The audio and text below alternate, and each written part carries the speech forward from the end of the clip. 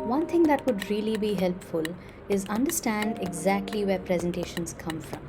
What we're going to do now is dive into the history of presentations as a topic. Presentations are basically a visual aid to help you communicate to an audience.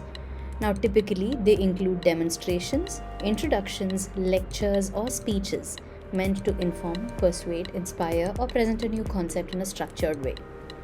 But how did presentations start?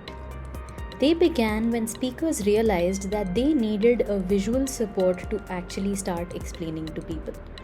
Now, a lot of people start assuming that the beginning of presentations started with your wall paintings and archives and even sculptures, but not necessarily true, because their necessity is not exactly active presentation to the public.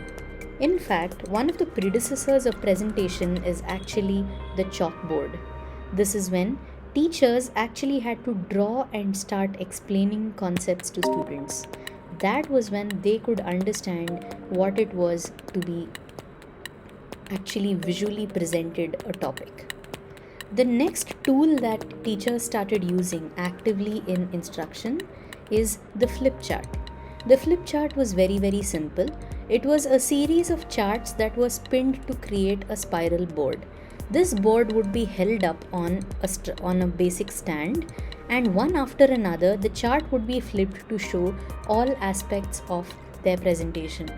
These would not be done live, but these would be prepared beforehand by people for a large presentation. Now, how this was helpful is that complex drawings could be shown manually without actually drawing them firsthand. Another thing that developed at the same time with a similar principle is something called the demo board.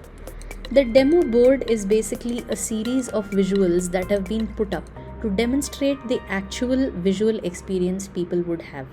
Now, this is the closest thing that people had to a presentation at that time in the olden ages.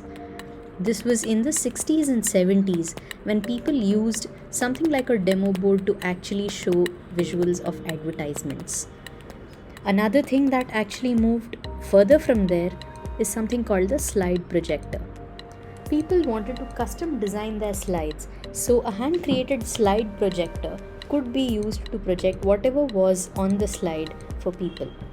This was where presentation design actually began as a subject. Now, there was a slide designer who would hand draw and hand create the slide. He would take the artwork and he would transfer it to photographic film, and then he would miniaturize it and put it into a slide. This was something that could be used with a slide projector. But now, what happened was, with the onset of computers, this was revolutionized by something called PowerPoint.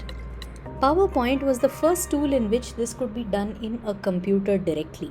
However, it was still necessary for these slides to actually be printed on photographic film and then transferred to a slide projector to manually use in actually presenting something. So, a slide designer was an active individual in an organization where you would be giving him your content and he would design the slide and put all the information on it. However, at this point of time, Microsoft had moved forward to create presentation tools, followed by Google and then Apple Keynote, all of which would give individuals the power to create their own presentations. And this is where we currently are today. We have free and automated tools that we can use to create visuals the way we find convenient. Now, what we need to realize is digital slide presentation is but one way in which this can happen. What method do you think is best? Is it better to actually draw and show and demonstrate? Is it better to use a slide projector?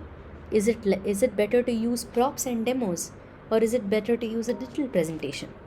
The good part of being in the modern day and age is that all these solutions are accessible to us.